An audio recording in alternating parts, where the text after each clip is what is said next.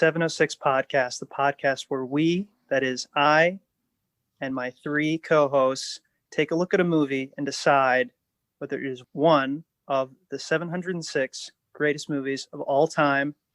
My name is Connor, here with my three co-hosts, my friends, my companions, my comrades. I'd like to introduce Anthony. Anthony. I'd also like to introduce Anthony, the other Anthony. Oh, hi, guys. I'm Anthony, or Tony, as some call me. And finally, Anthony. It's me, Anthony. Hey, guys. Hey, I got my big ZD here ready to talk about Heathers, so let's do it. Okay, that is, in fact, Kirk, but of course, our topic for today is the 1989 teen dark comedy film Heathers, right, starring the three Heathers, and of course Winona Ryder as Veronica, right, the friend of the Heathers, the popular girls who doesn't quite fit in, and the horrifying story of how, in her sort of desire to overthrow this hierarchy, this awful system, right, she kind of goes in this escapade and this sort of series of events where these things start to fall apart, involving, right, a sort of these fake suicides. Of course, the mysterious Jason Dean, played by Christian Slater, right, is a sort of love interest slash villain of the story. And of course, all the classic lines like "fuck me gently with a chainsaw," et cetera, right? Kind of a cult film. Guys, let me know, tell me, and tell the audience about your impressions of this film, having watched it. Also, have you seen it before? Let's start with Tony. Hi, guys. I have seen Heathers once before, a couple years ago, and I remembered liking it more or less. And I watched it this time, and I still do like it, but there's parts of it that don't quite agree with me as much. Certainly, the main thing you notice right away is sort of the screenplay and the writing, particularly the lines we've alluded to before, and like the cleverness of the lines. It's kind of like a proto, like Juno almost. It's kind of in that mode in terms of the dialogue, very clever dialogue, very punny, very silly, kind of calls attention to itself. The whole movie has a very much like a youthful exuberance to it. Like it feels like it's a young man's screenplay. Like this is the sort of thing I can imagine someone writing in high school or college. And I don't mean that in like as a diss necessarily. I'm just saying like it feels like something a young person would write, or a person with high school experience is kind of fresh in their mind, who's maybe a bit of an outcast and has a little bit of like an irreverent edge. There's like an edge to this movie. It's not like the darkest or edgiest thing we've watched by any means, but there's definitely like a transgressive edge to it, something that pushes it a little bit further than most like high school movies, that even the ones that purport to be a little bit edgy. Obviously, there's the conceit of like the serial killers and framing the deaths as suicides. And there's a lot of great little satirical mileage that the movie gets out of that, with like in terms of how people react to the suicides, kind of similar to how we talked about with World's Greatest Dad, although this movie has a different kind of angle on it. But just like the way the school reacts, the way the faculty reacts, and basically the way that these suicides, despite being horrible violence, are just kind of instantly metabolized and made light of by this community. And I think the movie's like big overarching satirical point is basically like the idea that like you can go to these extreme revolutionary ends to change this system, to overthrow the status quo. But the status quo is so all powerful and so overwhelming that it will just absorb whatever you throw at it. So basically like Heather is killed and she's replaced by another Heather. That's why the title is Heathers. And she basically adopts her outfits, her hair, her personality, and the basic dynamic of the school hasn't even changed. And I think that another kind of smart satirical note is the fact that no one actually seems to miss the first Heather. She was very popular and, beloved, quote unquote, in her way among the student body. But as soon as she's dead, she ceases to have any real meaning to them. They're saying things about her that aren't true. They're pretending she was someone she wasn't. And no one seems that broken up by her death. So I think that the movie definitely like gets in its like satirical digs in that way. I do think the satire in general is a little bit like a shotgun in that it sprays kind of everywhere. There's not a lot of focus to it. This is another way it feels kind of like a young person's movie or a young man's movie, really, in that it feels like it's almost got that South Park fuck you to everybody vibe, like in particular with like the school counselor character, who is the quote unquote hippie, who's revealed to be just as like up her own ass and full of shit and as much of a hypocrite as any of the other adults and any of the kids for that matter.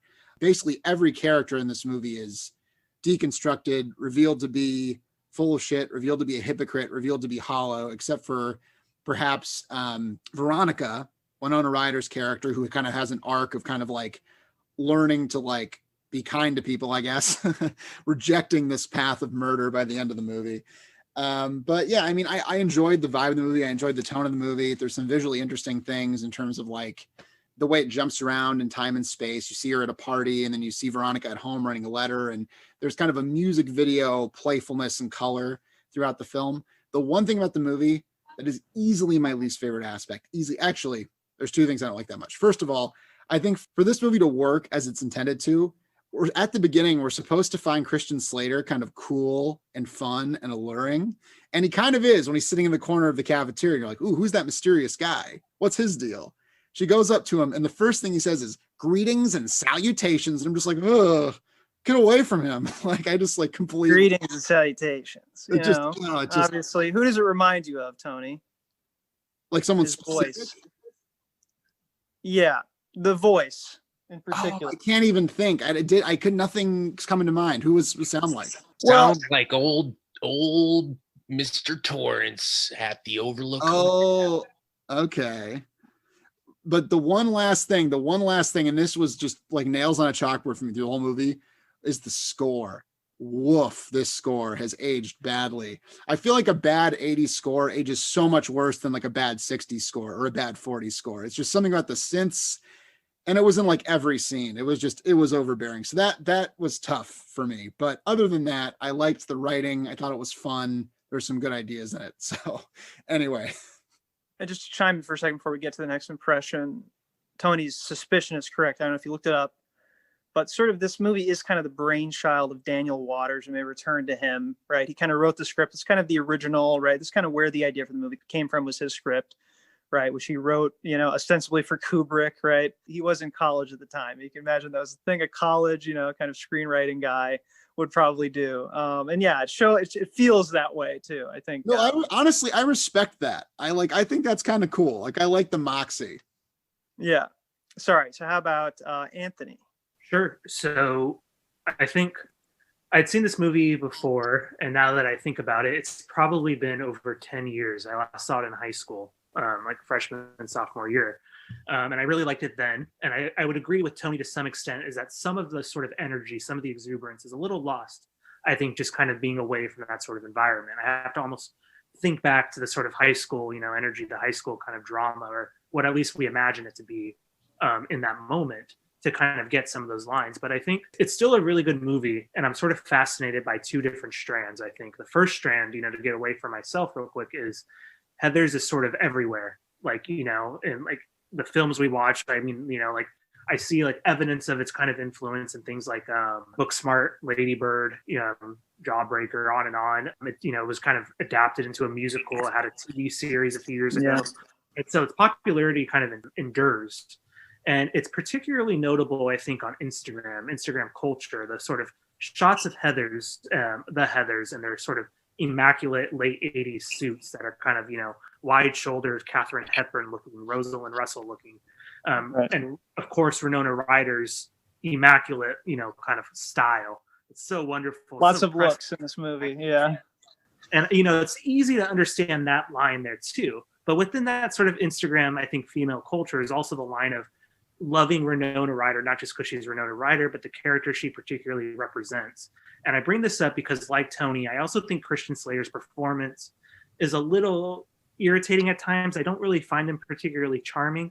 But at the same time, I think watching the movie in today's kind of parlance or, ideology, it kind of makes the movie in a weird way better, I think, for a lot of modern people and for the contemporary audience, because I think Christian Slater's JD is essentially the precursor to the kind of soft boy, the fuck boy, kind of caricature type. Like, right, he's the guy that you find charming, and then once you get past that first encounter, is completely irritating, kind of snaky, a little grimy. You don't really want to be around him. And I think that really resonates with a lot of people, because if you follow this kind of Instagram logic I'm thinking of, is you never see photos of JD. You never see evidence of him in that movie. You only see Winona and the Heathers. which is really interesting. Mm. That brings me to like my point too, is one thing I love about this movie, and I put it up there with one of the better coming of age or high school movies I've seen, is I love how it's willing to admit that high school age people are just stereotypes. It reminds me of like World's Greatest Dad. Like World's Greatest Dad, of course, the horrible boy, and we did that in our second episode, I think. But that horrible kid who like is reinterpreted as this like poetic genius upon his death. But here, the way that people are reinterpreted is just another version of a stereotype, right? The football players that are just brain dead, kind of like jockey guys, are reinterpreted as the stereotype of hyper masculinity disguising, you know, gay ideas, which of course is a lie. The sort of fat character at the beginning isn't really that much deeper. We only know her as kind of the fat loser, the high school version. The bullies of Heather, all they care about are being the bullies and Heathers. And so I love that it's willing to kind of admit this kind of like really cynical idea that at that age, all you really are stereotypes. And even when you kind of pull the rug from that, there's just more stereotype underneath waiting to kind of label you and identify you. And I think that's kind of interesting. Yeah. No, thank you. I think there's a lot. I would just say, I think, yeah, one of the last lines of the movie is Veronica saying to JD before she shoots him, like, I don't want any more cool guys in my life or something like that. You know, there's something very particular about that, right? From a woman's perspective, right? I'm tired of these cool guys, you know? Yeah, I agree. And maybe that has a certain element of it, which is weird because, you know, when I watch this movie, I think it's so out there in terms of its presentation. It's so over the top. It doesn't feel like it's very satisfying as like real girls' experiences, you know, but I think some aspects of it do like translate, which is very interesting, you know, about the fan base. But okay, now, Kirk, I want to hear your impressions very badly. Yeah. Well, I had not seen this film, so I was the lone virgin in this scenario. Betty Finn, if you will. The Betty Finn to your licentious Heathers. So, yeah, I actually have a slightly different opinion of this film than you three. And granted, I haven't totally heard Connor's, you know, thesis and what he understands it to be. Let me just say that I enjoy this film. I thought it was clever. I thought it was well constructed. It was intentional. It was transgressive is a good word for it. And it definitely, to me, felt like it was in touch with a certain cultural element. And I think that's where it shines, is its cultural relevance. I thought Winona Ryder did an excellent job. She was really stellar in this film. Christian Slater, it's hard because, you know, having the benefit of 30 years of his work after this, you kind of retroactively see the Christian Slater stereotype, and it's like, you know, the wide grin and the sly kind of talking voice, like greetings, you know, and it's just you know, I it's hard to determine causality there, but like perhaps this was kind of novel and craftful, and I know he was inspired actually by Jack Nicholson for this performance, so it was okay in that sense. You know, in general, I like the 80s aesthetic. You know, I like how everything's so, it feels so foreign and so overstated to us nowadays. Like, you know, the idea that like we could go into, I don't know, an Urban Outfitters and buy a gray hoodie for $90, where it's like, well, I could get like 5 red, you know, waistcoats with shoulder pads instead, and you know, some leggings, and do this and that. And so I like that. I really do. I gravitate towards that. And I think this movie has a certain aesthetic that another film, which I was comparing in my head to most of the time, which is Breakfast Club, does not, or even St. Elmo's Fire, I guess, has a little bit more oomph there. So yeah, that being said, I think there's a fundamental flaw with this movie, and that is that I disagree with Tony and I disagree with Anthony, and I get Connor because you were assenting in that instance, in that I don't know who the audience is for this film. I think this film is a little too, and you guys are going to be like, oh, you know, I can hear Tony in my head, but I think this film is a little above teenagers. Like I think there's too much pretense, there's too much metaphor. Everything is, you know, about subtext, and there's multiple understandings for each situation. I think a teenager watching this film, I would just gravitate towards like the thrilling elements of it, or like I would really engage with it on a surface level. Like I would see the wackiness of the funeral scenes, but I wouldn't really understand like kind of the tragic hollowness and the artificiality of it. Perhaps I would kind of indirectly grasp that on a visceral scale. So what I really think is, I think this movie's created for adults. I think, you know, for people that have transcended that age where we are so wrapped up and consumed by our emotions, and we don't think logically, and we are so vulnerable to each other and to ourselves and our thoughts. So to me, there's like a fundamental paradox here, or like a flaw, that is a coming of age movie, but it's not for people who are coming of age, because I think it's too sophisticated for that. And, you know, Tony said, you know, he mentioned South Park. Yeah, there's definitely a heavy satirical edge to this film. But I do think there are deeper themes here that are like sociologically based, that, you know, really can be deconstructed.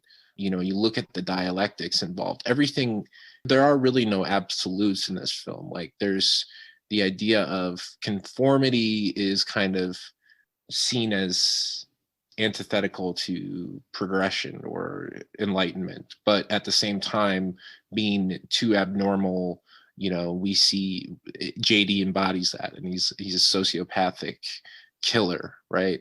So there's this dialectic there. There's a dialectic between general apathy towards the world and towards other people, and empathy and over empathizing, right?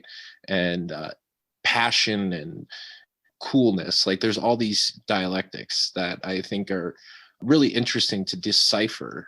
And so I guess to wrap up my point, I think there wasn't enough comedy for me to really enjoy the satire that much. You know, where the comedy shined, I think, was right in the middle when the two jocks got killed. You know, like the line, you know, he says, "Say you suck dicks," and he's like, "Okay, fine, you suck dicks." That was hilarious. That was great. Them being at their funerals with the football helmets on was fucking hilarious as well. That was the best shot in the movie. I was laughing out loud at that part. Yeah, that's really funny. That is just objectively funny. But you gotta say the line though, the best line in the movie. Oh, I have a gay dead son. I love my dead gay son. He's like, yeah. It's very funny. It's very good. But like then you go into like the dream sequence, and like, you know, kind of talking about Moby Dick. And I think the irony there is that we read Moby Dick in high school and we have no comprehension of it really. Like we just have a surface level reading of it. And maybe I'm outing myself as some sort of Neanderthal that but I'm just basing off a general teenager's experience. I think teenagers don't experience high school in these hyper segregated, this is like an abstraction of high school, obviously. Whereas I think a coming of age movie has to have some mimetic qualities to it, like Breakfast Club. Breakfast Club also is full of caricatures, but they seem to be more relatable. They seem to be actual people, and they don't sacrifice that relatability for pretense and satire. And so that's why I like films like The Breakfast Club more than I like this, or like Stand By Me, or, you know, those other coming of age films. So perhaps I'm being unfair. I'm still going to pull a Kirk. I mean, and if you know what that means, you know how I'm going to vote. But I think this is a film that puzzled me a little bit. And maybe that's a result of my own upbringing, or, you know, my own intellectual capacity as a teenager. Maybe I was more concerned with, you know, bong rips and you know, shotgunning beers or something. I don't, or where I lived, right? Where I grew up. Maybe if I grew up on a coast, it would have been different.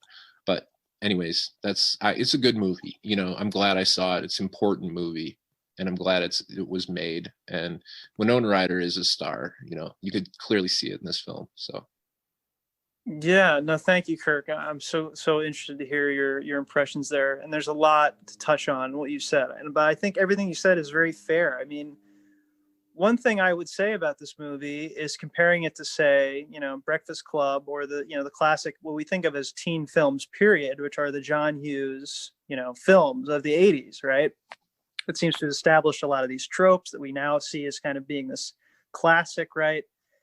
And again, Heathers itself, right, is in some ways like a send up, right? It is kind of self-consciously, it's a satire or an attempt to transcend the John Hughes movie in a way that I think is fundamentally, I think looking back on it, you can feel a little bit of distaste for. It's kind of an ironic approach, right, to something that if you do go back and watch Breakfast Club, it spends a lot of time in establishing why there are cliques and what this means, and it has a kind of a social message.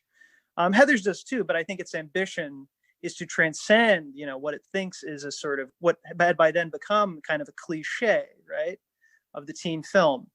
And that's why I call this the first 90s movie, because it's kind of, I'm sure this is a huge exaggeration, to try to paint things in these kinds of broad cultural terms. But when we think of the 90s, we think of this kind of irony, right, this anxiety about kind of poserdom, right? Nothing is really safe. No target is safe, right? Because everything is ultimately lame and dumb, right? Even rebellion against what you think is dumb, right? And it has a sort of approach like that, though I think it saves itself a little bit by having a kind of moral center despite that.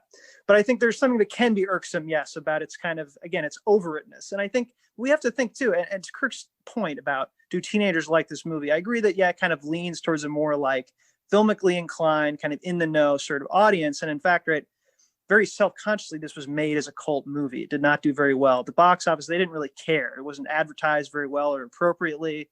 They weren't really trying to get it out there. It was kind of self-consciously a cult film. And what's interesting about that is, like, when did it become a cult film? It took a long time until the proliferation basically of VHS and DVDs, right?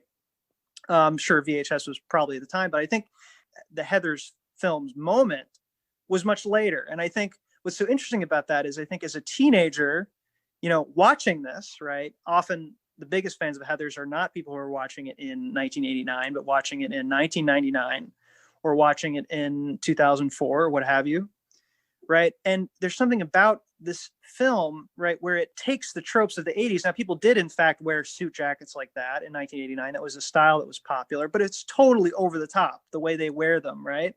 It's totally, it's a fever dream of the 80s, right? And it's already making fun of itself, right? It's the 80s making fun of itself and self-conscious of its own irrelevance or its own its own pastness, its own antiquatedness, right? And I think that has something to do with too, like, it revels in the fact that there are cliques and tropes. And I think Anthony has a point that maybe there's something deep to be said there, that ultimately, right, it's against the idea of depth. But I think, right, it serves a certain function in making this kind of a stereotype of this 80s high school. And in fact, sometimes it's even more nostalgic, right? There's definitely lots of 50s sort of iconography, right? And sort of these ideas of kind of conformist Americana, right, that appear throughout the film. And the visuals of the movie are so conducive to that. I think I reminded a little bit of, like, people have compared it to Blue Velvet, right? And the way it's shot, right? At least the daylit scenes, right?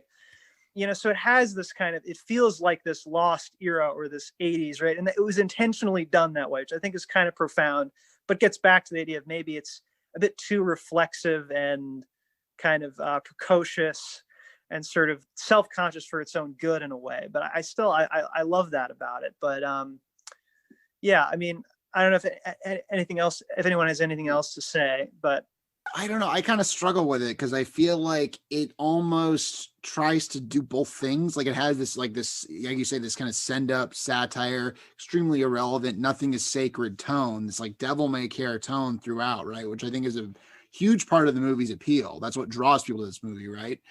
But when they try to kind of turn it back in the third act and give it that kind of moral shape or kind of refine it a little bit, or like make Winona Ryder really like the moral center of the movie, it almost feels like it doesn't do either thing that successfully, because I don't walk away from this movie feeling like I've really learned anything, or like, oh, I want to treat people better. I don't feel like this movie really gave that to me. But at the same time, I feel like the chaos of the first half, the like delightful wickedness of it is almost undermined.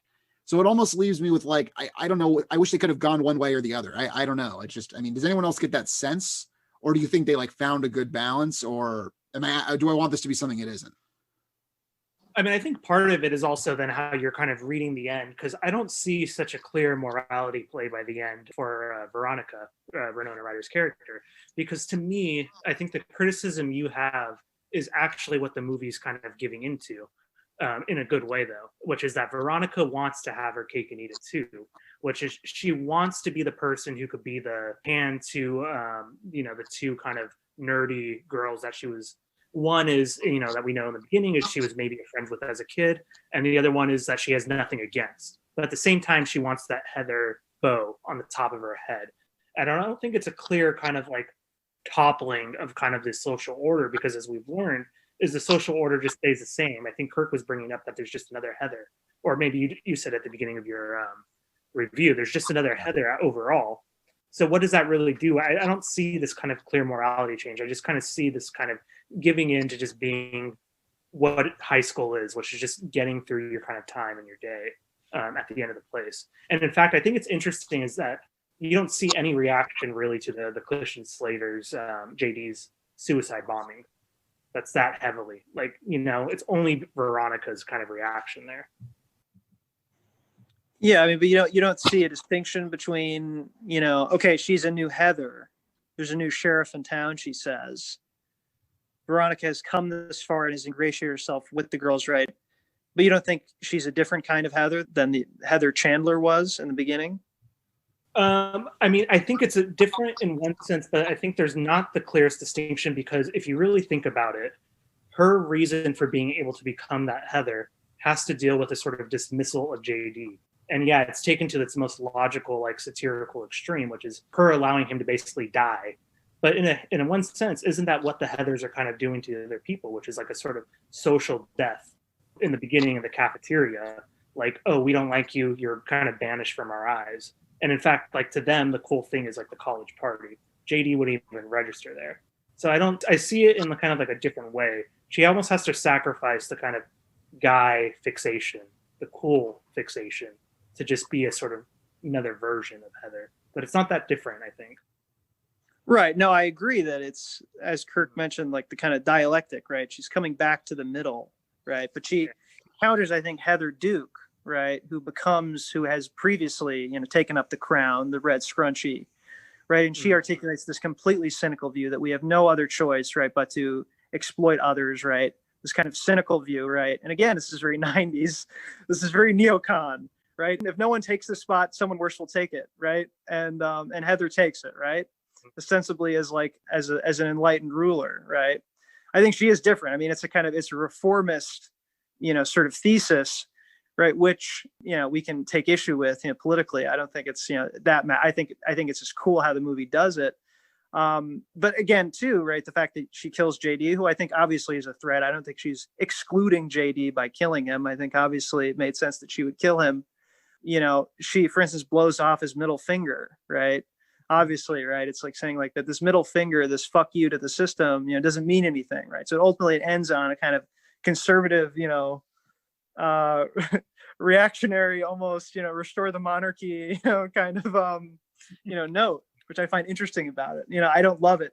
I mean, I think the original script, in fact, ended with everyone being blown up, and then somehow they're in heaven and it turns out nothing has changed and everything is worse, that they accomplished nothing. That sounds way better. That's kind of, I wish they'd done that. I don't know. I think it's way worse, honestly. I think that's too South Parky, kind of like, nothing matters, fuck it. Whereas I like that they kind of try to have, right? And the whole point of this movie is that they interrupt it with these moments. And, think of when Kurt gets shot by Veronica, right? With the Ikaluga bullets. I know it's hard to believe, but maybe she wanted to do it, right? Maybe we wanted to do it as we were watching, right? When Kurt is shot and that, for the first time, right, this music is interrupted. It slows to a stop, right? Kind of glitches out, so to speak, right? There's like pathos in that moment. And of course, like the most clearly pathetic moment is seeing Kurt's like little sister crying at the funeral, right? So I think the movie does a good job of, setting this stuff up as this farcical kind of premise, right? But then showing the real stakes, like with Heather McNamara. Like, I don't know, were you guys you guys not feel for that when she gives her little speech right to the radio? It talks about how like I do have real problems. I think there's a kind of pulling back of the curtain at that moment, and I think the movie earns its tone shifts. But I don't know if anyone has any thoughts about that. I almost wished they had done that with the fat girl and not with her. I feel awful calling her that. What's her name? Martha. Yeah, I feel like I wish Martha Dump Truck. Yeah, like they call her Marcia Dump Truck and make fun of her the whole movie. She gets one line at the very end of the movie, but we get this nice human scene in the bathroom with the skinny popular girl. And I was a little bit like, fuck you, movie. Like, why does she get more humanity? Now, I'm sure Anthony will say that was the whole point. That's why it's brilliant. But I didn't see that intent there. I didn't see where they really made that. That was not made clear to me at all. I don't know. Well, I think, I agree that Martha Dunstock gets short shrift in this movie. She becomes, kind of becomes a symbol, and that's unfortunate. I agree, Tony. But at the same time, I think it's justified. And Heather, right, being someone close to Veronica, right, it brings home, right. Whereas first it posits that, okay, well, maybe suicide is just, right, about the people who are the losers, right, in the society. But no, right, it would affect everyone, right. And these same questions come up even in the people who are supposed to be popular, right. I mean, I don't know. I find it, I think it's a helpful extra element to it gives some, something to do with that character as well of that extra Heather, right? But I see what you're saying, Tony. Although I suppose you could argue if you're going to read it Anthony's way, and this is, I'm going to steal him. I'm going to steal it from him right now because this is what he's going to say. The point is that she doesn't go visit her in the hospital. She sees her wheel into the school and then says, "Oh, right, I forgot. Hey, do you want to hang out?" So it's there you go. He's nodding. All right, I figured it out. Not only that, but also like the kind of spin on it would be is that the typical high school movie would give that character the kind of depth that you're thinking about, the Breakfast Club, the John Hughes. But the cheerleader here, I mean, similarly maybe, but it's really that cheerleader that they kind of neglect, the person who wouldn't become the Heather of the overall school, who actually has kind of a truth moment.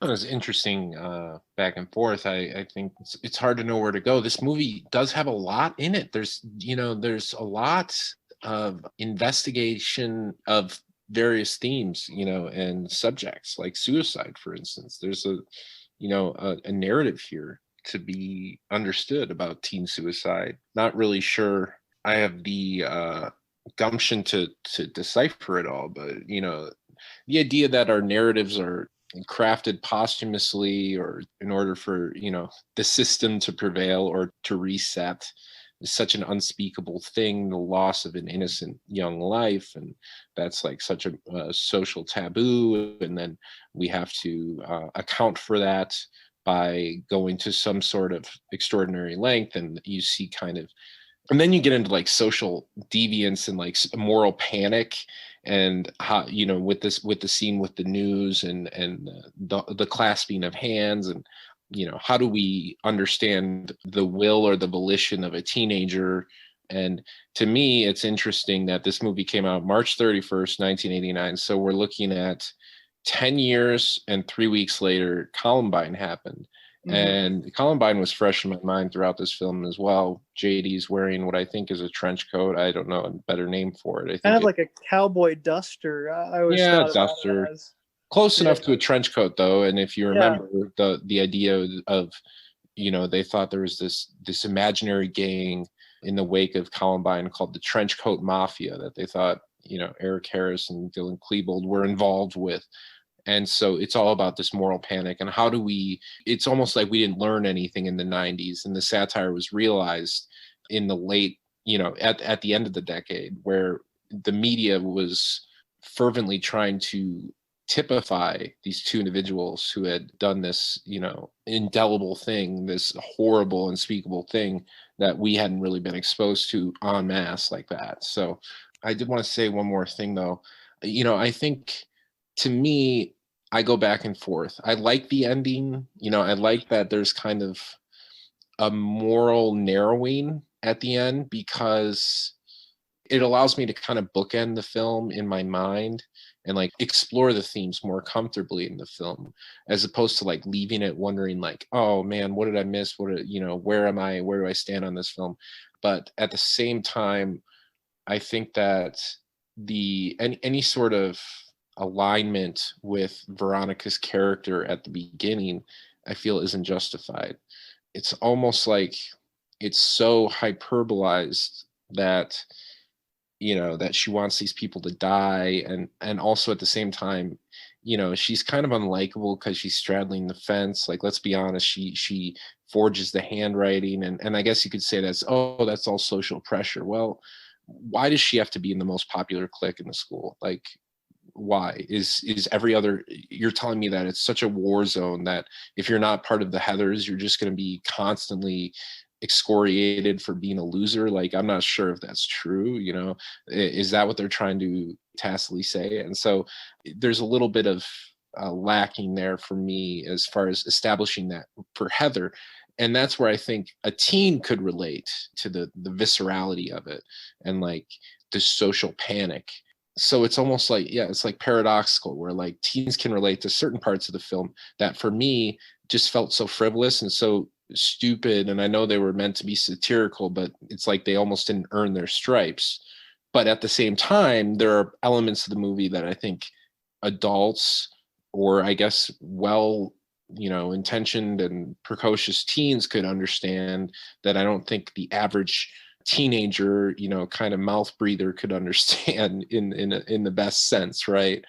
So I think there's like, this movie is fragmented, and I don't know if it's fragmented in the same way that Tony's implying. I think it is, but I think I'm implying that there's an additional kind of dissociation, and it's almost like a lack of focus, but it's still ambitious, and I give it credit for that, because I think ambitious movies, you don't see many come out of the 80s. This is the time of the Schwarzenegger and Stallone, right? And this is the time of John Hughes, and this is the time of Blue Velvet, Kirk, and Blue Velvet.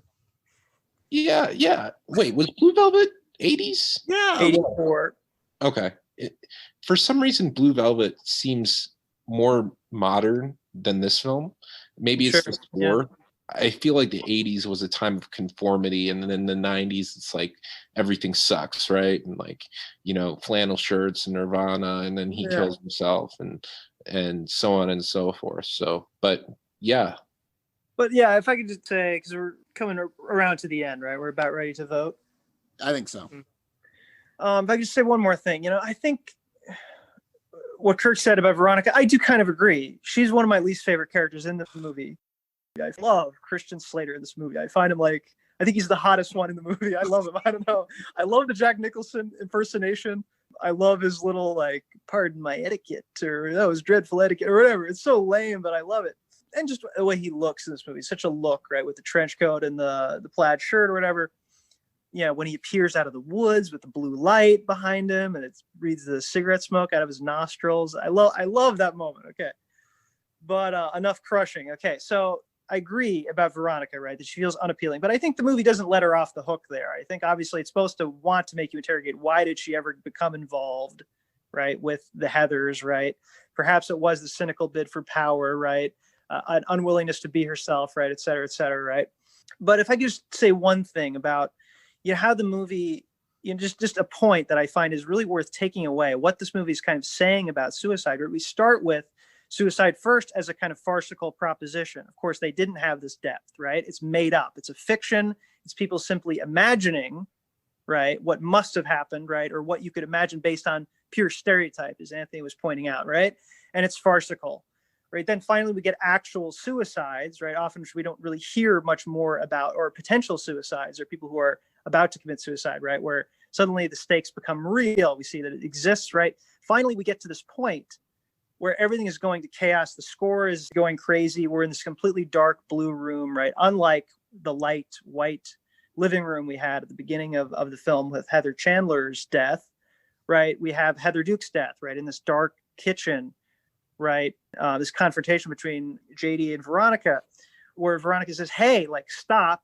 This is where, you know, your plot will be foiled, because I'm the one, remember from the movie earlier, right? I'm the only one who can do the handwriting, right? And they spent a long time, right, building this up as the main, like, modus operandi. It's the whole point. It's where all these false suicide notes come from. It's where all of this rigmarole about trying to find the meaning in the suicide comes from.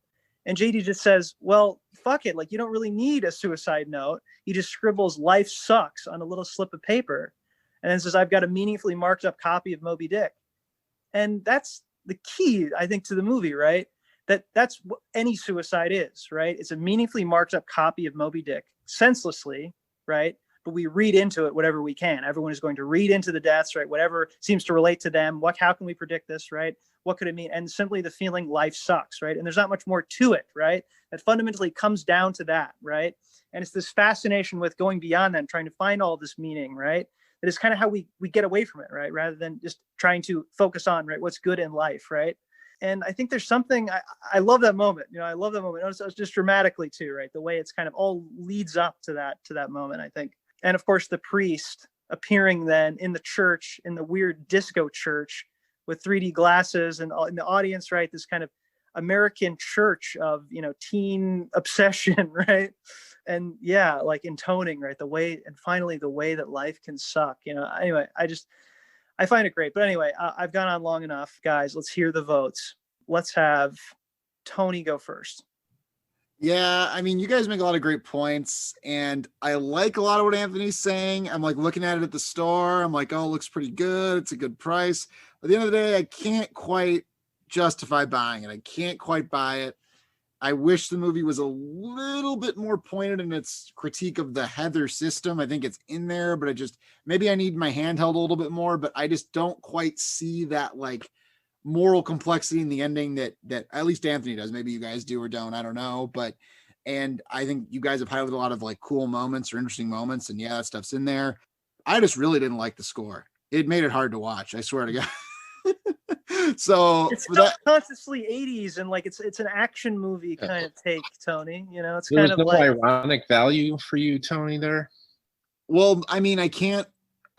I don't know. I wasn't watching it with that frame of mind. I just thought I didn't think of it as ironic. I'm just like, oh, this is some 80s cheesy bullshit. If I were to watch it again with that in mind, maybe I would go. In the context of like a kid in a trench coat chasing a naked jock, like you thought like that was sort of sincere, I don't know. It's like, I don't know. I thought it was supposed to be an intense scene. I honestly did. I thought it was like no, and it is that too. It is that too. But I don't know. I'm just going by my subjective experience watching it. So I'm going to be a soft no. I did like it. I did like watching it, but I can't.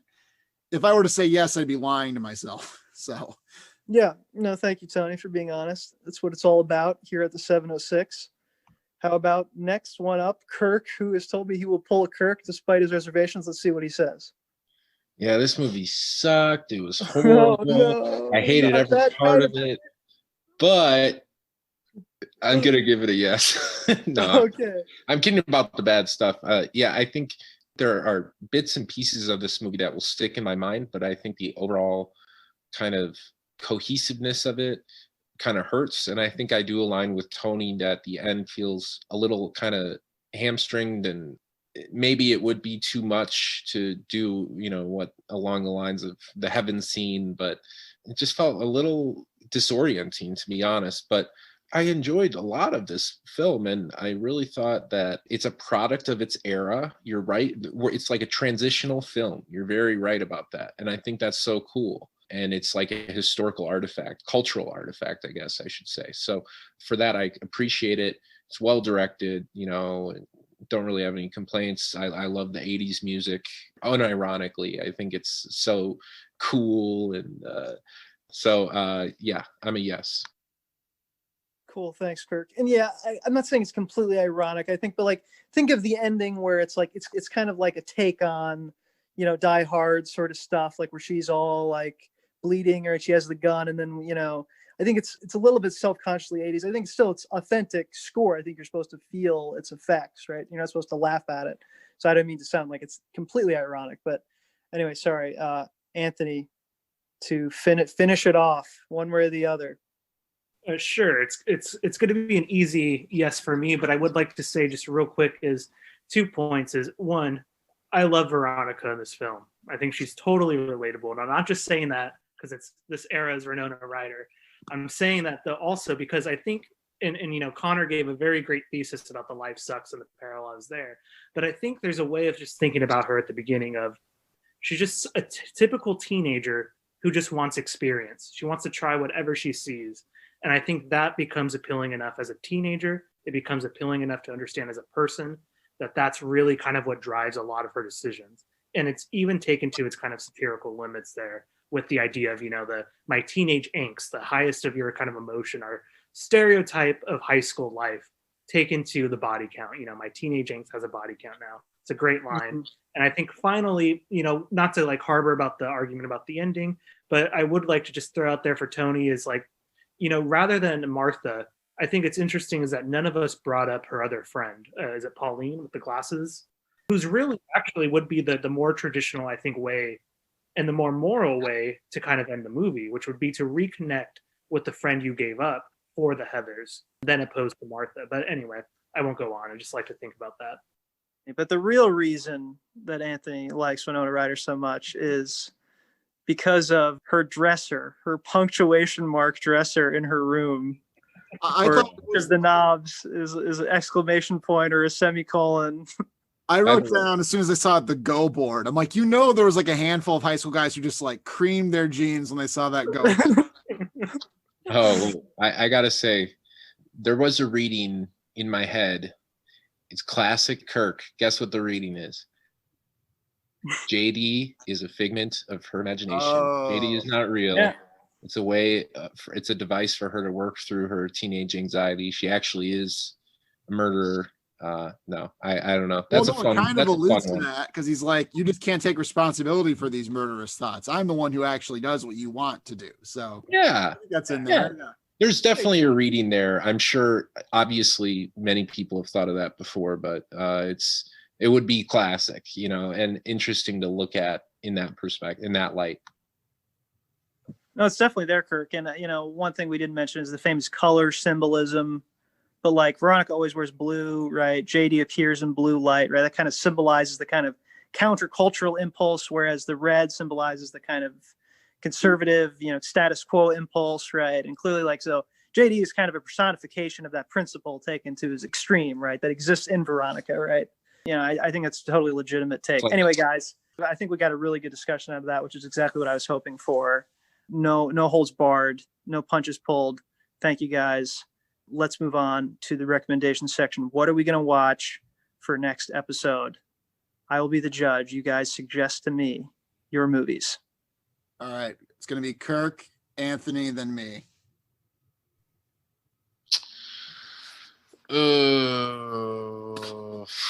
Okay. Hey guys, how you doing? Video Game Donkey here. Got a nice recommendation here for you. It's one of my favorite films. Okay, this is a film I recommended, but granted, it was like 5 years ago. Okay, it's a movie starring one Woody Harrelson, and it's called Trans-Siberian. Now, let me just pull up the actual director. It's 2008. Brad Anderson. I don't know him offhand. I don't know what he's made.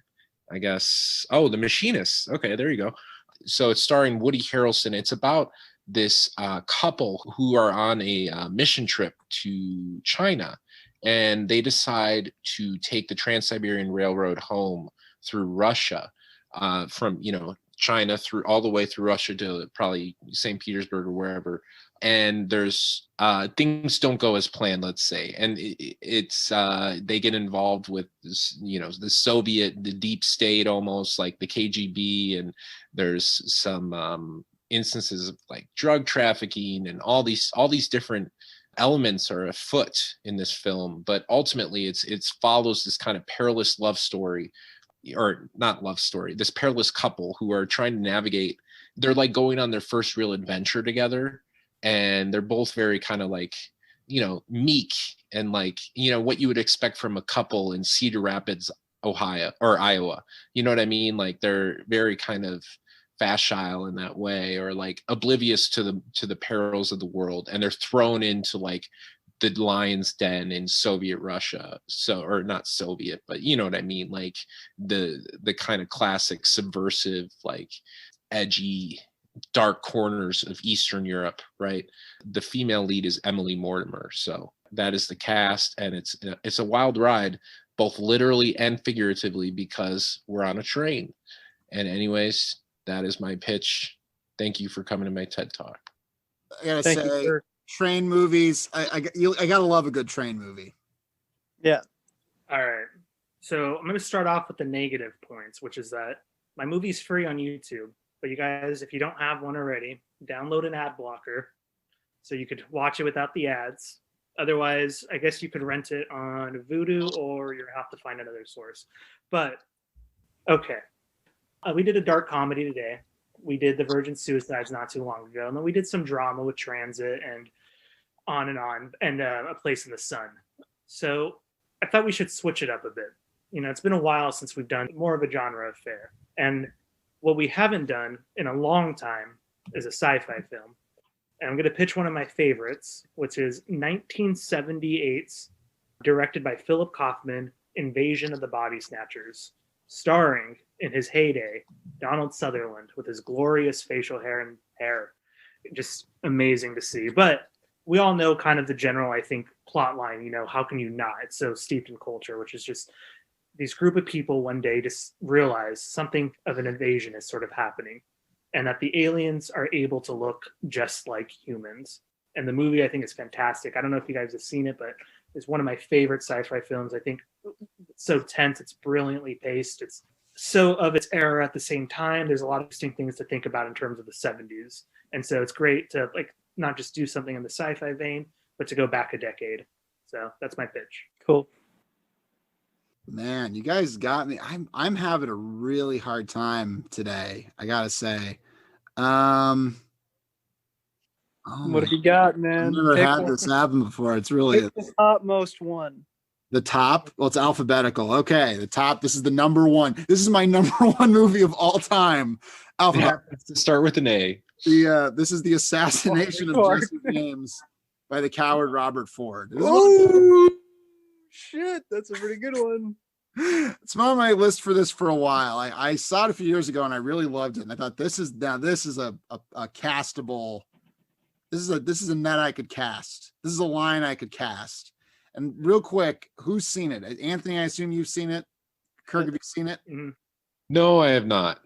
Okay, well, I will warn Kirk. It does have Casey Affleck, so get ready to jeer, get ready to get ready to throw tomatoes. Yeah, I mean, I don't know. I mean, it's from 2007, so it came out, the same year as like There Will Be Blood and No Country for Old Men, which are like the two men on the porch scowling at one another. And this, I think, is the other old man who's inside the house watching them both. And maybe he's a little bit wiser. Maybe he's got a little more on his mind. I don't know. But I think we should listen to him. I think we should let him have a turn at the microphone. It's got amazing performances from Brad Pitt and Casey Affleck. It's like 3 hours long, and it's magical. It's a magical film. All right. Well, before we get to the rebuttals, let's have my pre-buttal. I have seen Assassination of Jesse James. I've seen Trans-Siberian. I have not seen Invasion of the Body Snatchers. But man, I mean, it was kind of funny. I basically picked Tony's movie for him. And in fact, it's a real favorite of mine. I love that movie a lot. So this is tricky. I know that was just a complete bolt from the blue. But have we never talked about this movie?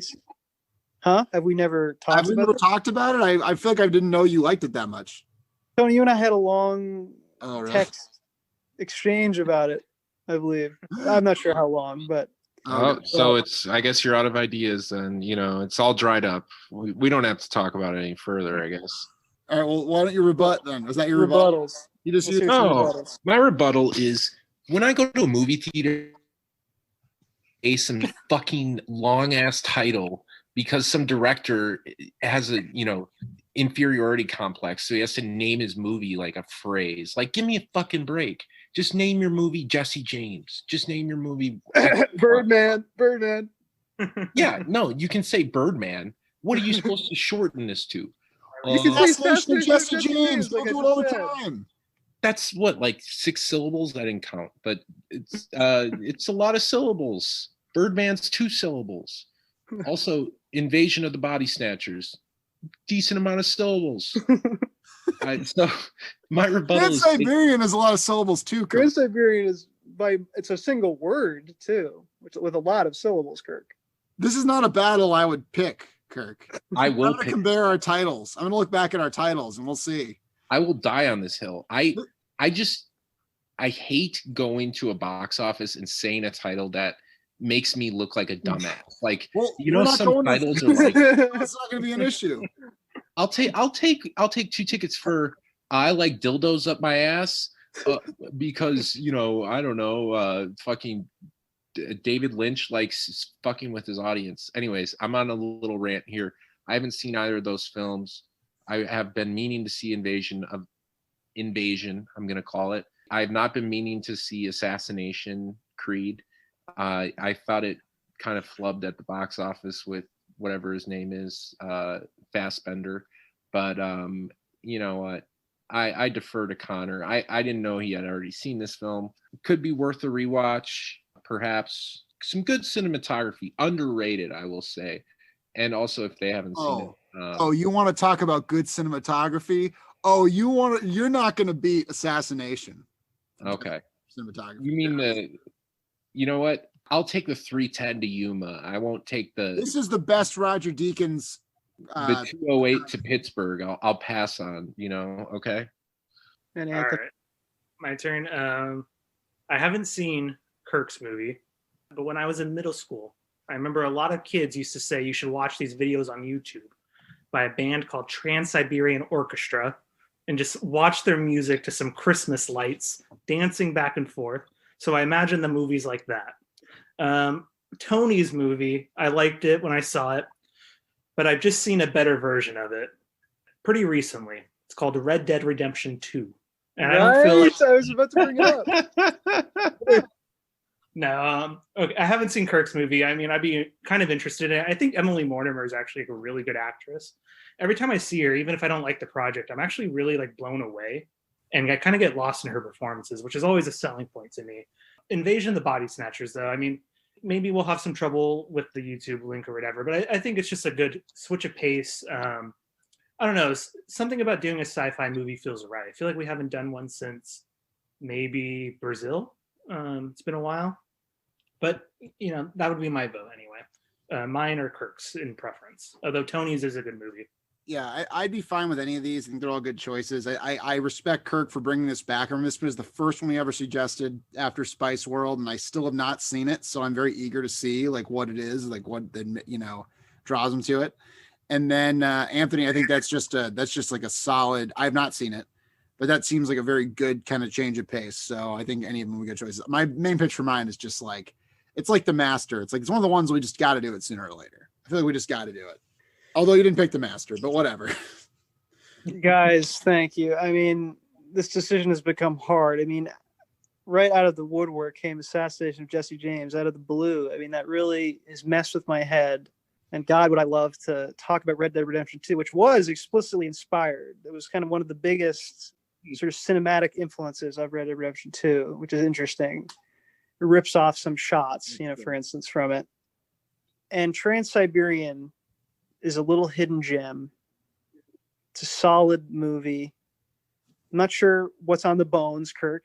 I don't remember what's on the bones. There may have been a lot on those bones. But so far, all I remember is just the bones. That's as far as I can get with that metaphor. But it's worth seeing. I will defend Trans-Siberian. I got to go with Invasion of the Body Snatchers because it's been on my list for a long time. It's got Donald Sutherland. It's from the 70s. This feels right based on the progression that we've been going, based on the kinds of movies we've been watching, right? I think this feels just right. And I was glad Anthony put a lot of thought into this pick. I didn't have to just pick it out of a hat. I like that selection, Anthony. So I think let's go with Invasion of the Body Snatchers. Cool. Though it pains me because Assassination of Jesse James, I really do like that movie. I think it's a great Western, great modern Western. We'll be due for a Western soon. Yeah. I think. Well, next I'll pick a terrible Western as revenge. Sure. I'll find some Western from the 30s you guys have never seen that's just terrible, and you'll think it's like really racist. It's just like bad. Yeah. And it won't even be like shot well. There'll be no upside to it at all. They'll be riding on wooden horses. It'll be one of those. Yeah. One of those classic Westerns. Well, guys, thank you for this discussion. It's getting late. It's time for us all to go to bed. But I'll leave you now before we go to the land of the invasion of the body snatchers. I will leave you with our final sign off. Anthony, please. I'll have what she's having.